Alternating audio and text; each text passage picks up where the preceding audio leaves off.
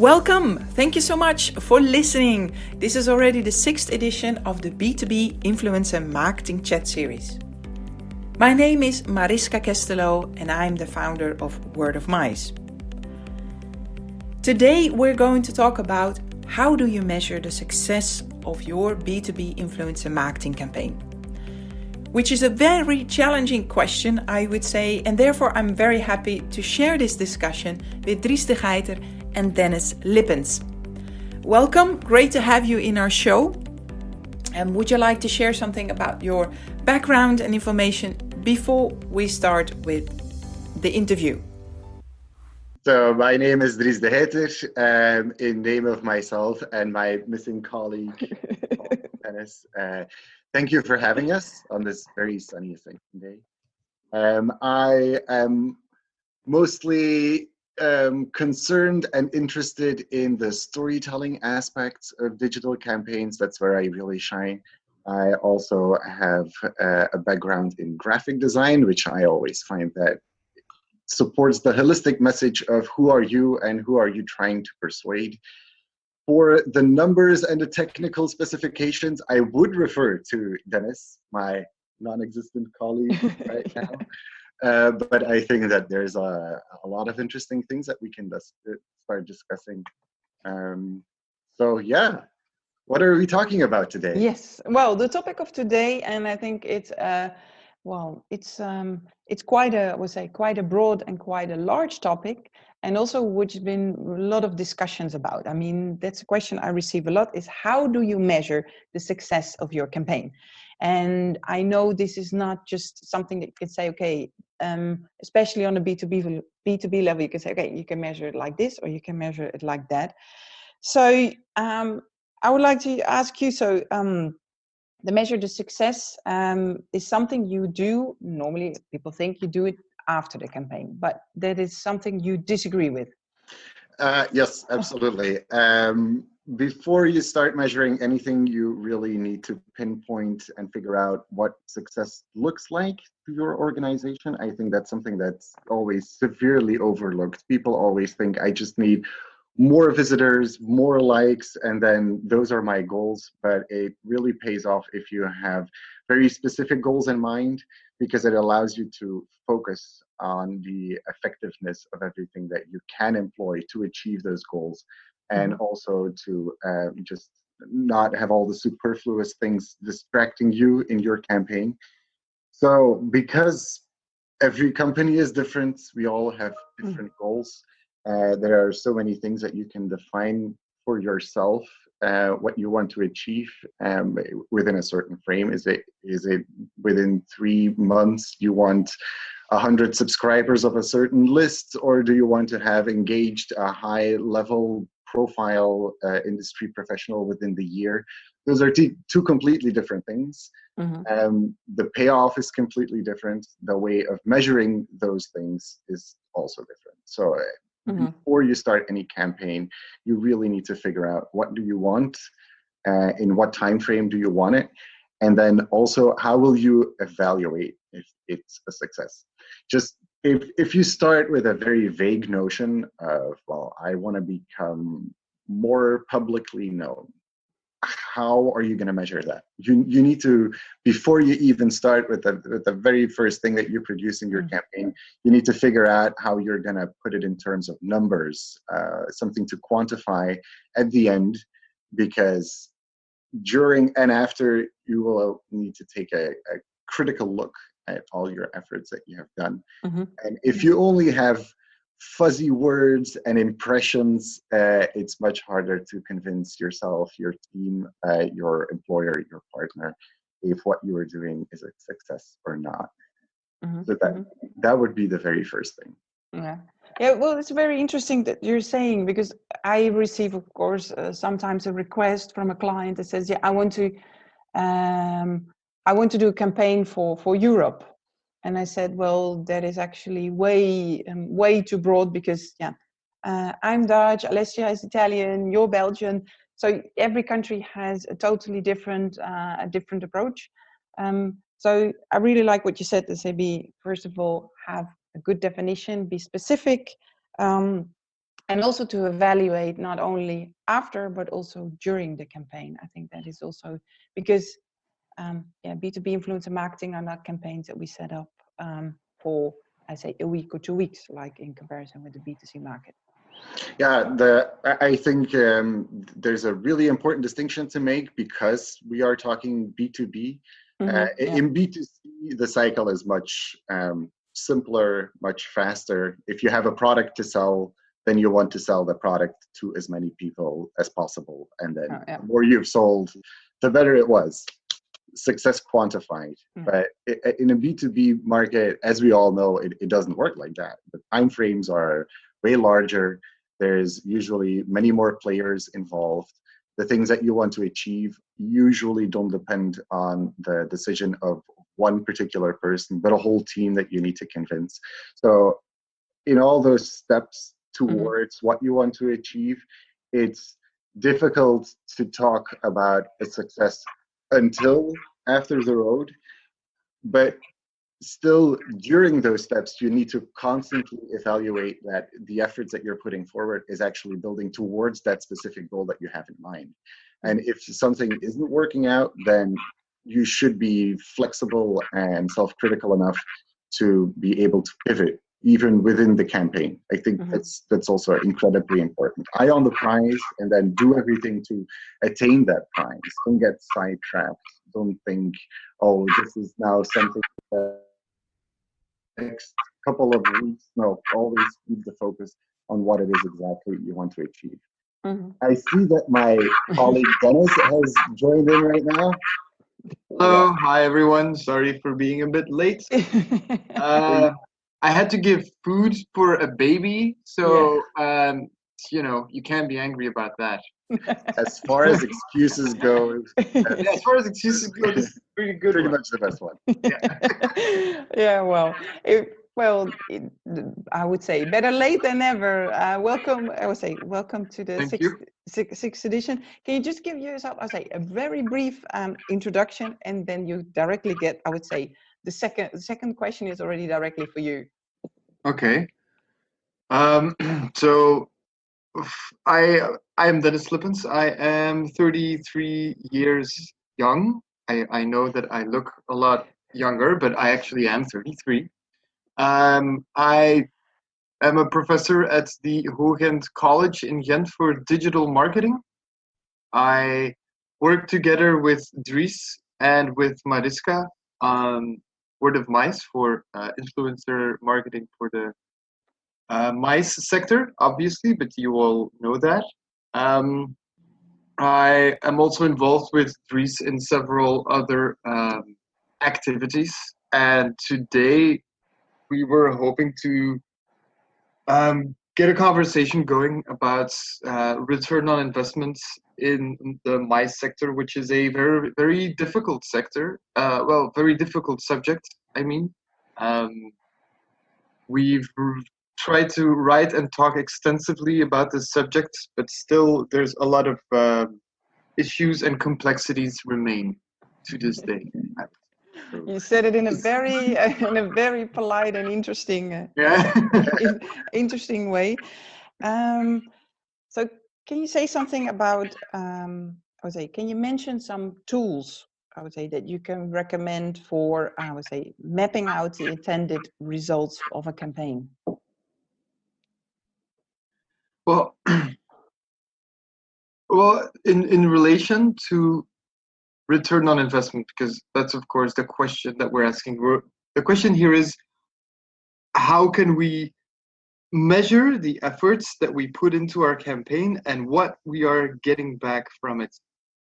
And in that regard, of course, you're going to need your basic tools like Google Analytics. One of the beautiful things about digital marketing compared to other types of marketing is that now we can measure stuff like we've never been able to measure them before. We know what people come to our website, what they do there, how long they're checking them out, where they are coming from, how they found us, all of this beautiful information. We all have that now, which is fantastic. And we rarely, or not rarely, but seldom see it used properly. So that information you would find within Google Analytics. There's a lot of tools that build on top of Google Analytics, but honestly, that should be your number one go-to tool when it comes to tracking information for people coming through your website. Then, of course, every social media platform also has its own tool to register and track user information. So that one is also a very good one to use. But then more specifically, when it comes to return on investments, one of the things that you really want to do is you want to not only measure what comes out of your campaigns, but also what you put into your campaigns.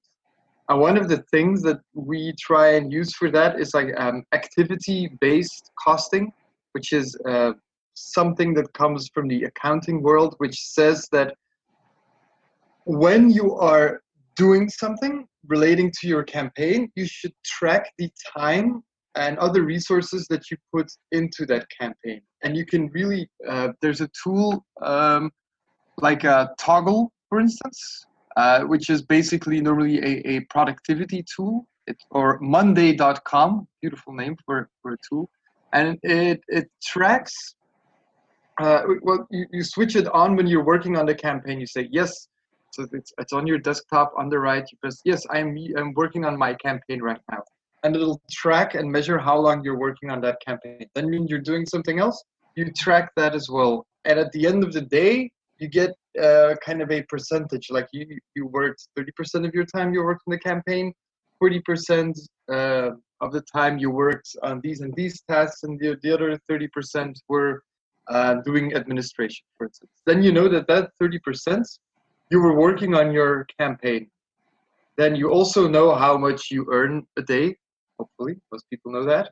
And then you know how much money you actually invested in that campaign, because that's a pretty important thing that a lot of people forget when calculating how much money they're getting back, is to factor in their own time that they are actually investing in that campaign, that their own time is also valuable and costs money. And you can also encourage other employees to do the same thing, to use Measuring You or Toggle or Monday.com. Yeah, those are the only three I can think of right now, to actually measure the time that you put into a campaign, to also factor into your return on investment. You know how much you're putting into your campaign. I think this also takes us back to the previous question, where the assessment of success is not something that can just come at the very end of the campaign. It's something that you really need to track while you're doing it. And that includes the expenses that you're putting against it and the returns that you're seeing as your campaign is running its course. So that you should always be aware, like if a certain effort is taking too much of your time and energy and it's not paying off, then it might be in your best interest to kind of abandon that effort, or at least reorient and focus on the things that are actually working. So just doing the whole thing and then evaluating at the end to say like, oh, it was not a success, well, that's something that you can avoid in the meantime. Yeah, when we run these campaigns, we always do a couple of intermittent measurements to make sure that we're still on track. Absolutely. Mm-hmm. And I think if we're talking about now, especially during these special, I would say these special moments, it's more than, oh, I think my communication is also good. So more than ever, it's important to put it out. Okay, better. I think it's more than ever important to adapt a campaign towards the current situation. Seeing now being in a very, I would say, in a very specific time, so I think it's more than ever important to adapt the campaign to, I would say, the current situation that we have. Can you say anything about that? Because you said you can pivot anytime in the campaign. Am I the only one who thought it was better, the previous Mariska? Yeah, it's better with the earplugs. Yeah, it was better. It used to be better. technology. Yes, There you go. much better.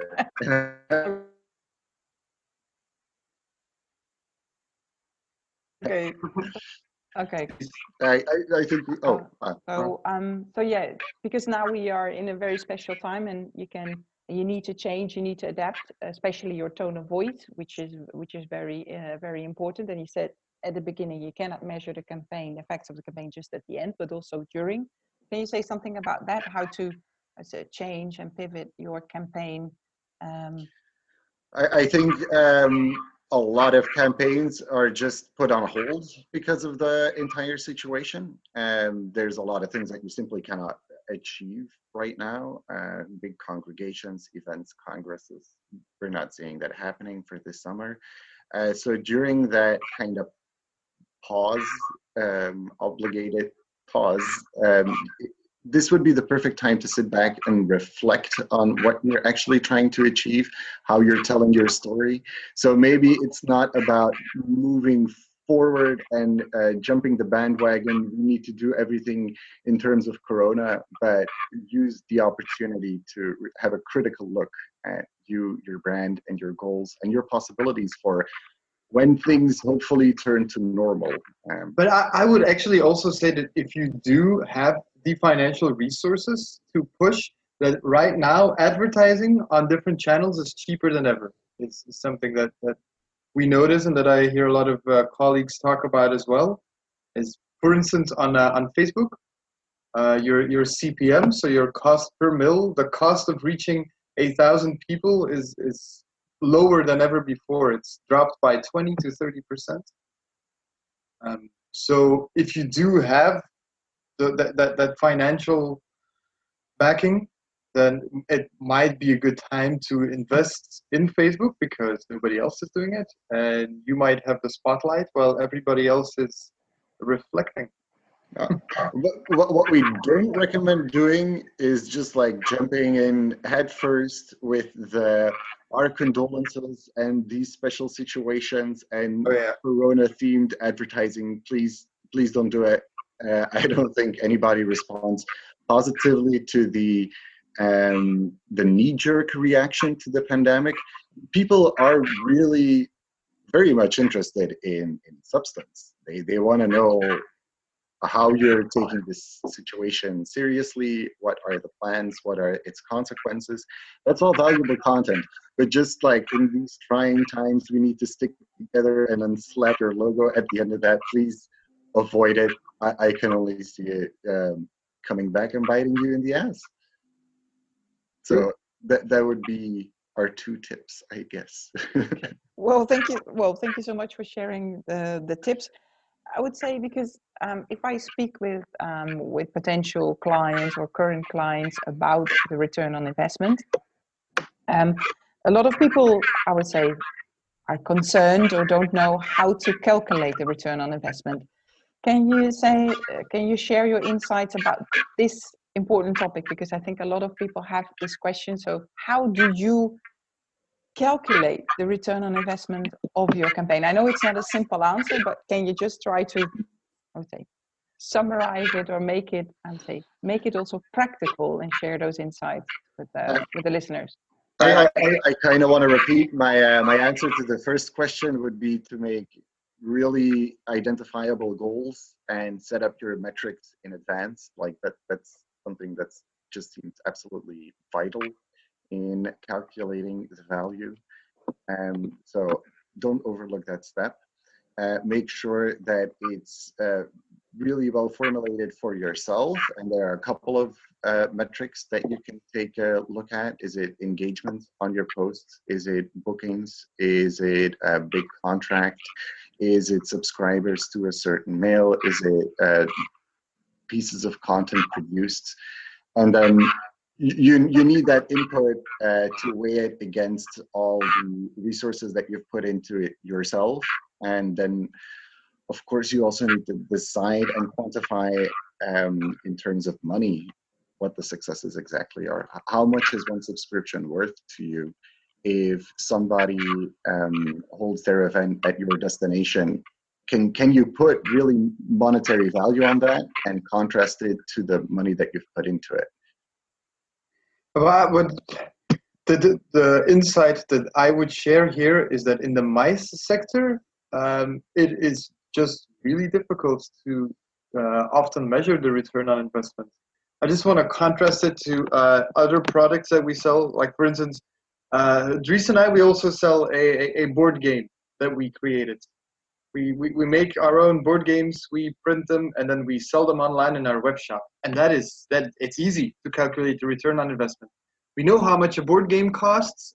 We know how much we have to ship it for, how much our packaging costs, and how much time we spent on it. And it's just the two of us, so it's easy. Somebody sees the advertisement online, and usually within the span of 1 week, that person will have decided, I want to buy this board game, or I'm not going to buy it anyhow. Well, in my sector, in the event sector, usually there's so many people involved in the entire situation, but also the decision time just takes so much longer. The time span between somebody seeing a thought leader saying that they are interested in a special venue, and somebody else talking about this in several meetings with other decision makers, and then eventually coming to a conclusion might take a year, sometimes 2 years. Now, you are probably not going to measure that within the time frame of your campaign. You're going to run your campaign, and you're going to think, oh, nothing came out of that during the campaign, not noticing that 2 years down the road, that campaign has actually had a major impact of getting a very big player to your venue, for instance. And then with the bigger time frame and the complex network, it's also becoming so much more difficult to attribute. Yeah, that's it. It's just one big snowball that just keeps on gaining mass while it's rolling down the hill, and your job as a marketeer in the mice sector is to make it gain as much momentum as you possibly can by slapping things on there, and then at the end trying to attribute it to that one source that was responsible for getting the customer across the finish line is just not possible. So how do you calculate your return on investment for one campaign in such a situation? It is impossible. It's never just the one post, it's never the one ad or the one email, but it's the repeated exposure to the ideas and like the soft influencing, that will pay off. But it's a collective effort, so it's difficult to say like, oh, from the mailing campaign we got X number of euros, and from our social media campaign, well, we got 1/3 of the final contract. It doesn't have that kind of clear division. That it's one thing that we do try and do in such a circumstance. One way that you might kind of untangle the whole web is to compare it to a previous year. If you have a clear baseline and you were doing a lot of efforts in the previous year, like for instance, you had mailers, you had a social campaign running, you perhaps had an influencer campaign and some other stuff. And then this year, you're going to add a YouTube campaign on top of that. Then you can compare the previous year with this year because you have a clear baseline. And then you might see like, oh, the additional effort of that YouTube campaign is the additional amount of visitors that I got to my website, because there are two comparable situations. But it's quite, like you said, it's quite difficult to measure the real, the real impact. But I think also what is really important, and I think now more than ever, is because we do business because we trust each other, and the lead time is quite long because we've seen a post, we've seen the sales manager at the trade show, and perhaps it's because of I would say a combination of all of those activities. And especially now what I see is a lot of hotels, destinations stop their communication because of the corona crisis. And I think now if you would work with influencers, people have already built up that network of followers, that network of trust, and continue the communication despite there will be no booking coming in, or perhaps even for 2021, because our sector is hugely impacted. I think those extra, I would say that extra person, ears and eyes that is representing your brand in a consistent and professional way is so valuable, because we trust humans and we don't trust ads. It's not for nothing that ads are so cheap nowadays, because we don't trust them. We just want to do business, and also the content that is created, I think, out of the campaign, the blog articles. We had last week a conversation with Keith, the founder of iAmbassador Travel Community.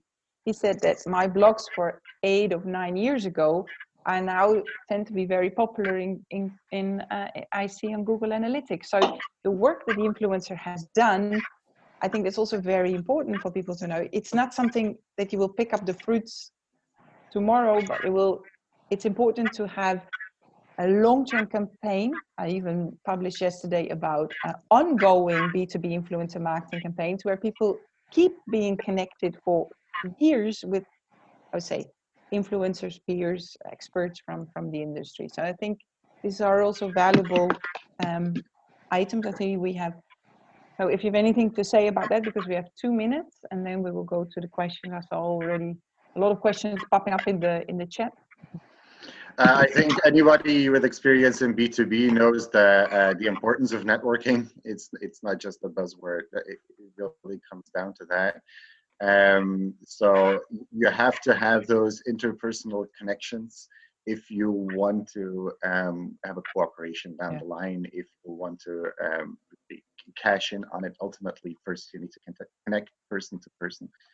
And that's, of course, why social media influencers are such a powerful force for the MICE sector, because they exude a certain expertise that can be lacking from just flat Facebook ads or any other type of advertisement.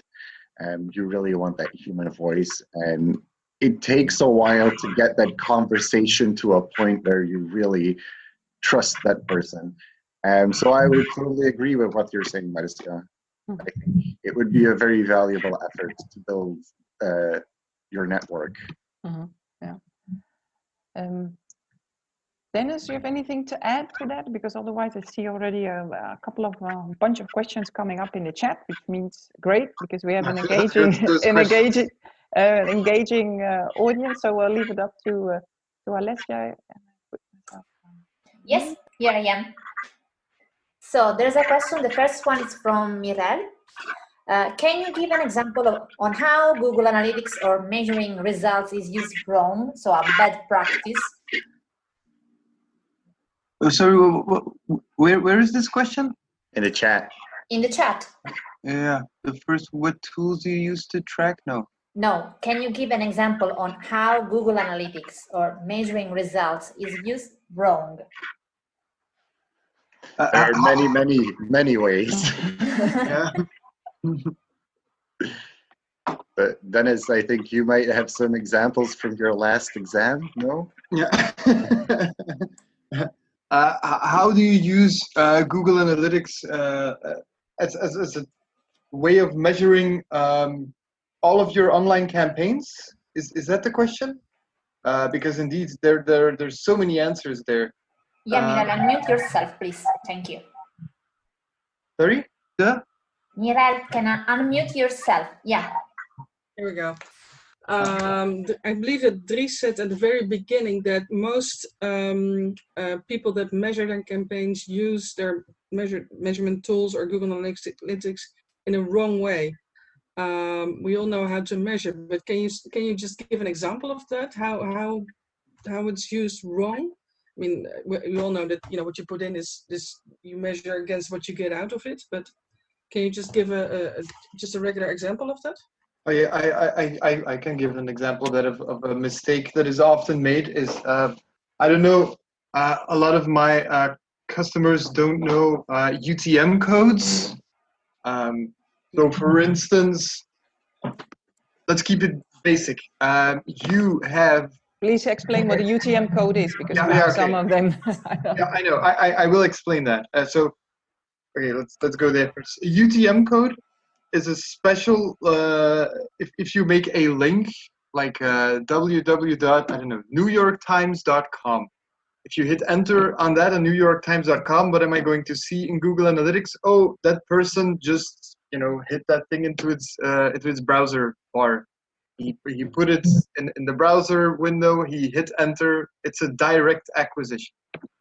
Now, let's say that I give out a mailer with flyers, and on that flyer there is a QR code, and people can scan that QR code, and then they can also go to newyorktimes.com. Okay, they wouldn't do that, but as an example, okay.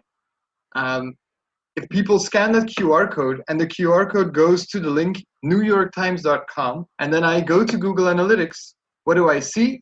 Oh, that person typed it in his browser bar, hit enter, and then hit New York Times. But that's not true. That's not where they came from. They actually came to my website because they scanned that QR code. So what do you do to know? You use something called a UTM code. It's a little bit of information that goes after newyorktimes.com.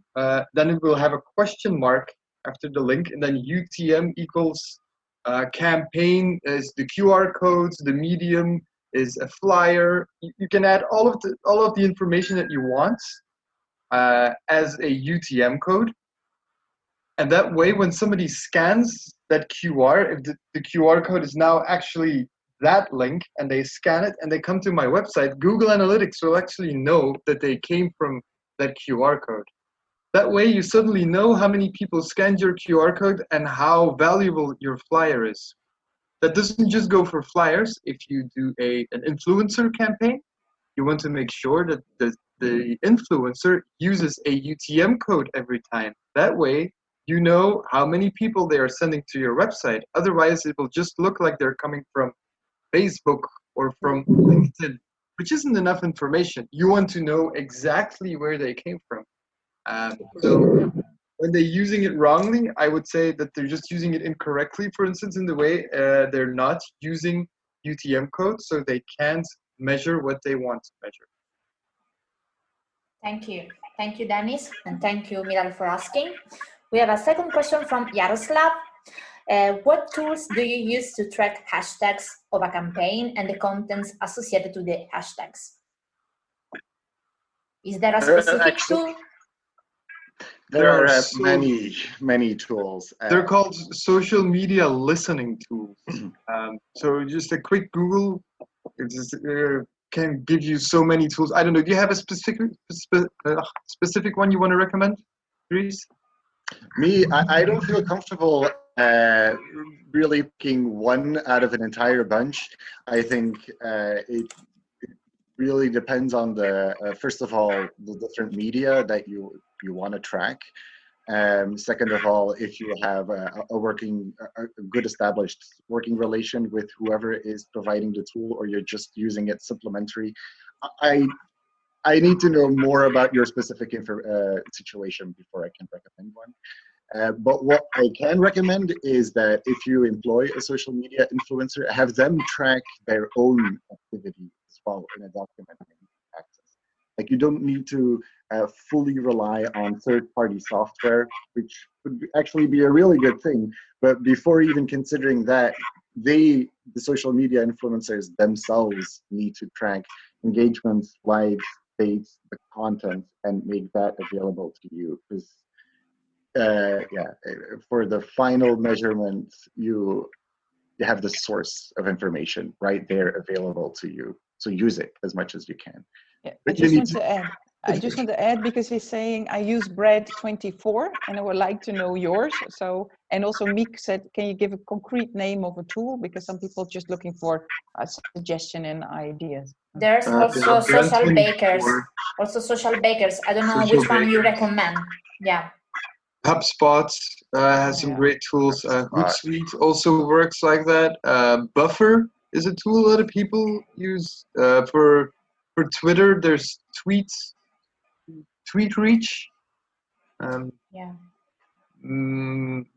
But we also used Brand24. Brand24 we use in the past too. Sprout Social, it's a very popular one. Yeah, that's a huge one. Yeah. Lots and lots and lots. Lots of different tools. There's a second question from Yaroslav as well, which is connected also to the first one somehow. How do you measure engagement of influencers, followers, and influence of involved influencers on their audience? So depending on the tool, they will actually have that in metric for you. Something that you can calculate at the end. They use different methods of quantifying that. So again, it's really difficult to talk about this in very general terms because somebody on Twitter is not a YouTuber, is not somebody who writes a blog post, is not somebody who you meet in person. So there's no one way to measure the engagement of any follower, but of course, for each different medium, you can note down how many interactions were there with this piece of content. Has it been reblogged, reshared, retweeted? Were there noteworthy engagers? That's always something that we really are mindful of because it is B2B. It's not as valuable to just have like any old person retweeting your content, but if it's an industry insider, one that seems to have high potential, well, write it down, follow the interaction, see where that one gets you. Dries is right there. It is a story of quality instead of quantity. Especially in our business. When it comes to B2B, we do measure the amount of individual engagement a post has. It's a good indicator of the quality of the post. But we're mostly interested in targeting specific individuals and hoping that they will engage with that post. Yeah, I think we're all very aware of the idea of having bots and to buy likes, so that your whatever piece of content seems to be more popular than it actually is. That's something that we're all very familiar with, right? And also something that we really want to avoid. Just like this illusion of, oh, it's having a lot of influence. Well, if it's just been liked by 1,000 robots, that's nothing. You would rather have 3 dedicated people who actually engage with your content than 10,000 likes that were generated on some robotic farm. And maybe another good tip would also be that you can connect your own, for instance, Facebook Business Manager or tweet deck to another person's. That way you can also measure and see what they are doing on their social platforms. So connecting on beforehand with the influencer, making sure that they have those proper UTM codes so you can measure how many people click through, but also connecting to their social media. And then all the tools, the social listening tools we talked about before is definitely a third option on how to see how many people are engaging with the content. okay, thank you. One more question from Yaroslav. Have you ever tried to intensify or push a campaign just before the end of the decision-making process? It means, for example, a month before an association takes the final decision on choosing a destination for the next congress or event. Absolutely. If there's a time that just seems right, or you can have a heightened sense of urgency, then it definitely pays off to intensify your efforts. To give a clear example, even though it's not B2B, for us in the Kickstarter, so we do crowdfunding campaigns as well, which are set at a specified number of days, so 30 days. We do a campaign, of course, each and every of those campaigns, but then when the moment comes that you have this message of, okay, only one more week to go, guys, we really put that message forward just to urge people, like, this can be the deciding factor. Come back to the website, have another look. The message will be different, geared towards that impending deadline, and you will find that a lot of people are motivated by deadlines or the fear of missing out. So definitely try to pinpoint when those weeks or months, those moments in the campaign where it would really pay off to augment your message, and definitely do that. Don't just have the one notes every day for 6 months. Be mindful of the context and always seek out the opportunity and use advantage. Thank you. There's a question from Mick.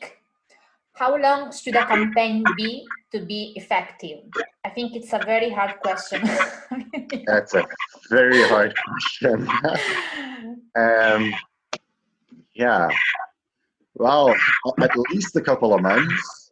I think it's easier to say that there's a minimum time. There's not really a maximum time, right? If a campaign is paying off, you see the results as you're doing it, well, you can continue it indefinitely if it pays for itself and then some. But I don't think that you can have really bookable, quantifiable results if you're doing a campaign that's less than 3 months. Ideally, I would say 6 months, maybe 2 quarters, then you can really start to see trends emerge. It depends on what you're doing. If it's just awareness, if it's engagement, then you can reach some of your goals in a shorter time frame. But anything to do with long-term planning and building networking, I think half a year is optimistic even, right? Okay. There was another question from Mick, but I don't know, maybe you already replied, because Mick was asking, can you give a concrete name of a tool? They gave many, so maybe you already have the answer, right? Okay, she says yes. No more question. No, there was a question from me. Because some companies are asking for influencer media value, which should be a sort of mark, a value associated to an influencer. And there are some platforms which measures this value, but using different variables and not always so precise and effective. Do you suggest any platform to measure this value, or any answers we can give to companies which asks for this number, which maybe can also be not so representative of the value of the work you are doing? I think it really depends again on the context of what you're trying to do. So just putting a number on each and every social media influencer out there seems like an impossible task. It's only when you consider what industries are we specifically targeting and what do we want to do on which medium that you can really start to compare influencers. So instead of going for an absolute value of an influencer, I would much prefer the ranking them amongst themselves, where you can really think of not just the following count, but relevance, the tone of voice that they're having, the brand synergy, all these different aspects, and then start to compare. Social media influencer one has a big reach, but they're mostly people outside of our target audience. So do we want to go for the other social media influencer who's more in line with our tone and it could have been more of a long-term relationship? Those are things that are nearly impossible to put in absolute values.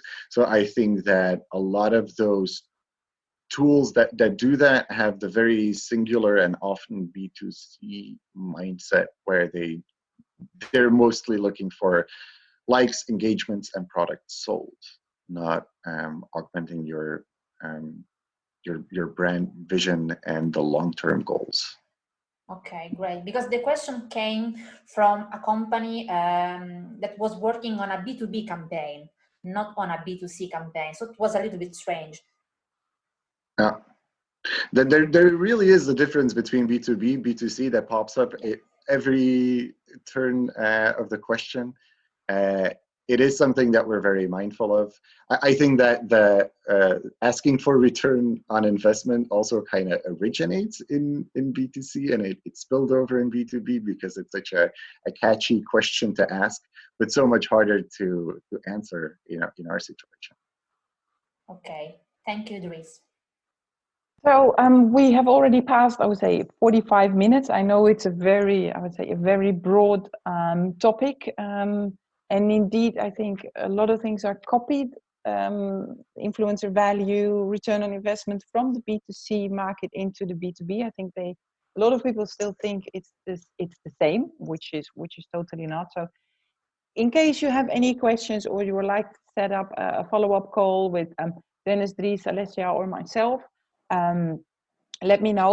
We are happy to support you and happy to answer any questions. Next week, so every Thursday at 3 p.m. we have a chat about B2B influencer marketing. And next week we have 3 lovely ladies involved, of course, Alessia, and then we have Amanda Thurlow and Sabrina Myers. Those ladies were already involved, all 3 in different campaigns. So if you would like to know who are the persons behind these campaigns, who are these influencers, and what have they done concretely for a brand or for a client, then please join us next week. So and we will send you, of course, afterwards the link. And in the meantime, yes, we will work on the recording. Yes, we know we have a little delay on that, but it will come online very soon. So I would say thank you so much for your attention, and hope to see you next week. And thank you so much, Dennis and Dries, for all your input and suggestions. So Our pleasure. You know, it's something that we love talking about. So anytime, and followers send it our way. Yeah, we had many discussions already, so it's good to have now a common discussion. So I would say, thank you so much, all of you, and enjoy the long weekend ahead. Have a great day. Bye-bye.